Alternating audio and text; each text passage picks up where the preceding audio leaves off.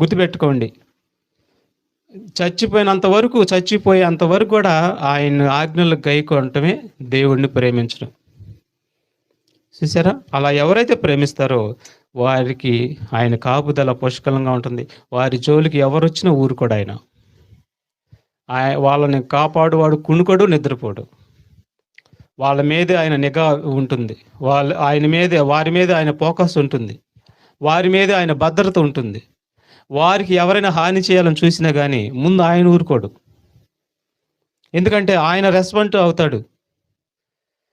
చూసారా? ఆయన వచ్చేస్తాడు, దిగుతాడు. వాళ్ళ పక్షాన్ని యుద్ధం చేస్తానని చెప్తున్నాడు. అందుకని ప్రేమేంద్రుడు బిడ్డలారా, దేవుణ్ణి ప్రేమిస్తే ఎంత మేలు అనుకుంటున్నారు? అంటే దేవుని ఆజ్ఞలు గైకొంటే ఎంత మంచిది అనుకుంటున్నారు? కనుక మరి గైకొనాలి, మనందరం కూడా గైకొనాలి.